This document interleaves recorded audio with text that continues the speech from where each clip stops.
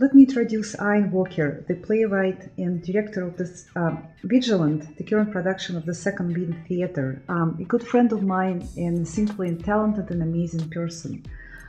I wanted to interview Ian for some time, and I really wanted to ask him a few questions about his current production, which I hope is gonna give everybody a little bit of in-depth perception of the play itself and a little bit about Ian.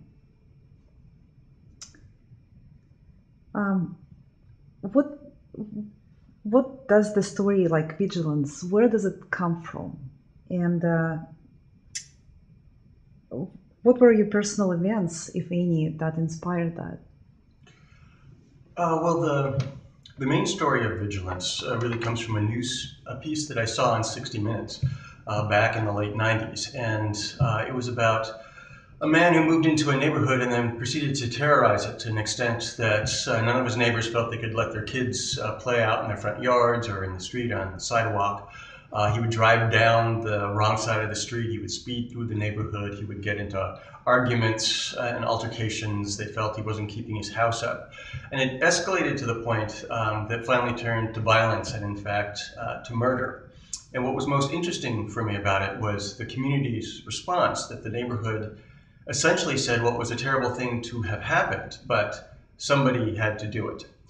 And it was such a textured and interesting example of vigilantism, that we'd already been experiencing things like the Bernard Goetz case, where a New Yorker had shot several people on the subway that were harassing, and he felt threatened and he pulled out a gun and he shot them, as well as a man with a screwdriver that happened around the same time, stabbing a couple of thugs on the subway system. And so it felt like a really interesting example of that, and that was kind of the initial genesis. There is quite a bit of me in this piece. As we went back to it for a second time, I started to see actually just how much of me was in the play. And they're mostly small things, like the story about the monk in the monastery who will, even at 5 o'clock in the morning during his 5 o'clock mass, he would stand up rather than sit down with the other monks for that part of the service, because he was afraid if he sat down, he would fall asleep. And if he fell asleep, he would fail his church and his God. And so every morning of every day in his life, at 5 o'clock in the morning, he would stand, and you could see how excruciating it was to try and stay awake during that time. But it was the way he expressed his devotion to this outside thing. And so that's one of the stories that comes into the play. One of the characters dreams about his home burning is a dream that I had for a while, a reoccurring dream. And there are several other things, but I don't like to talk too much about it, because I feel like when the author shares too much, then the audience doesn't have a chance to play their part and to bring their history and their imagination to the work. Yeah, it's always nice to leave an open-ended, so people can actually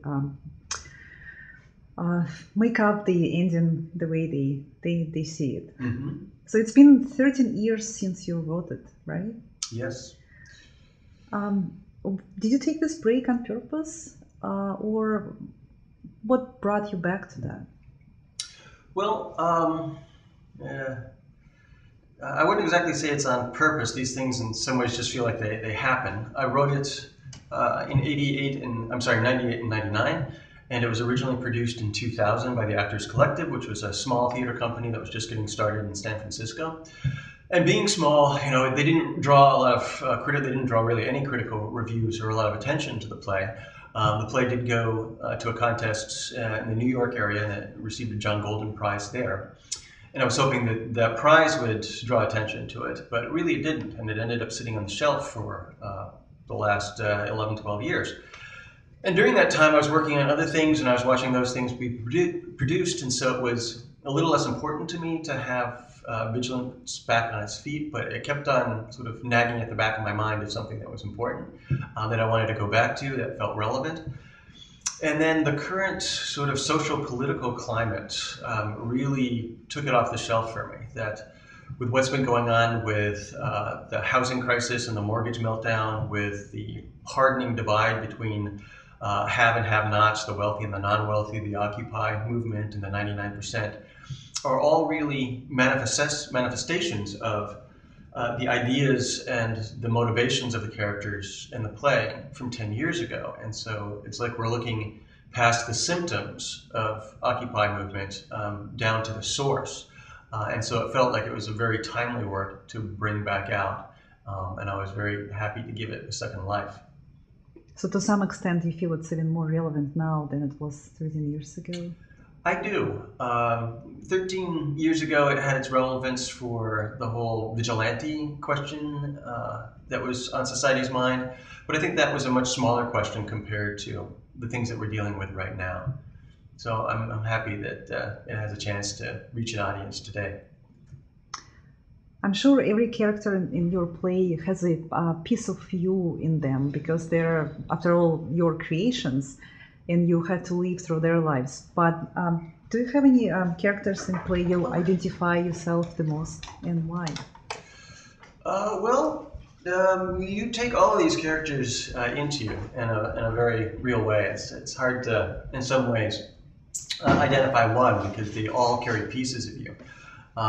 I think I identify a lot with Virgil because as a writer, a lot of my emphasis, a lot of the drive behind my work, unfortunately or fortunately, comes from a sense of anger, a sense of rage that the world is not what I want it to be, that there is still harm in the world, there's still injury in the world and injustice. And so Virgil gets to express a lot of those things. In the end, I think he transforms it into something that I don't agree with, which is the other pleasure of creating characters, is that you get to have them do things that you don't agree with, to give alternate points of view that in a way challenge your own point of view as you're writing it. So Virgil is one of those characters for me. It's hard not to love Bert. Bert is a really naive, open, generous, caring individual. He is in many respects the heart of the play, and therefore in many respects one of the victims of the play too. So those are two characters, but they all are pretty dear to me. What would you say the victories or successes of this particular production? And did you achieve what you were hoping for? Well, we're just on our opening week here, so we've still got a few more weeks to go. And what you really want in a play is to connect with the audience in this particular way. You want the audience to come in, you want them to be emotionally moved by the play, and you want them to think about it, to relate it to their own lives. And so I'm still watching to see how that pans out. We've been really pleased with the first couple of performances. We've had 2 great responsive houses last night and the night before. In approaching the play after all this time, I think that we've gone deeper in it, and I would say that's a success.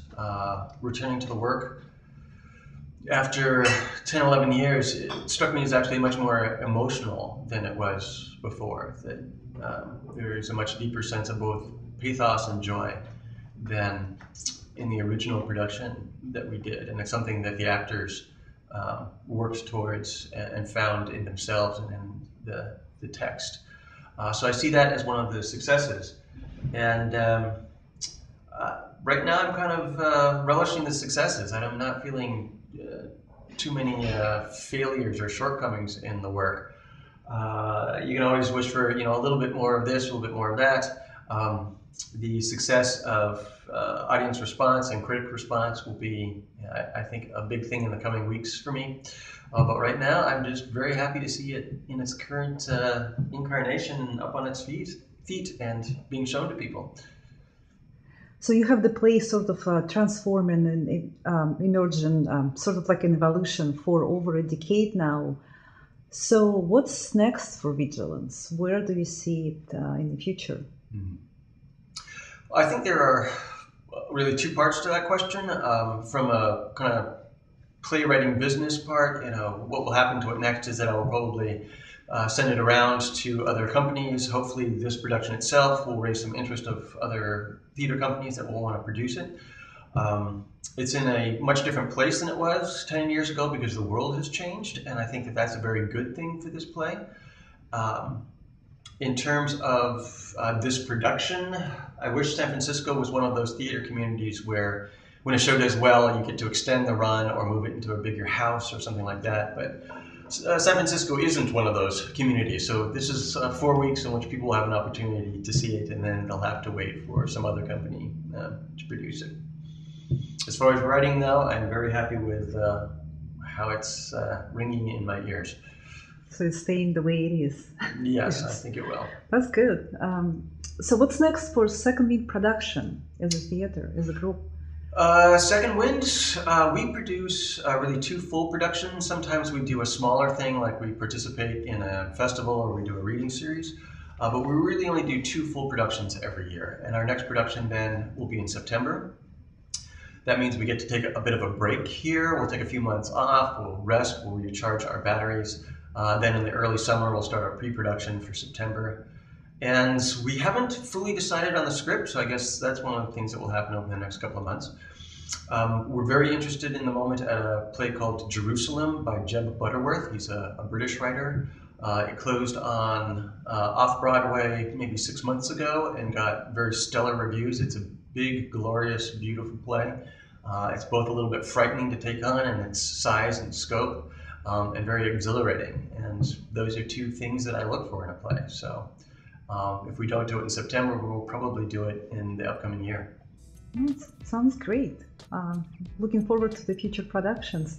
And I want to be mindful of Ein's time because the next performance is just about to start in a few minutes, so we have to let Ein go. But I invite everybody to come and watch the play for themselves. And I want to thank you, Ein, and wish Ein and the Second Wind production the best and good luck with the future productions. And we'll be looking forward to that. Thank you, Ein. Thank you.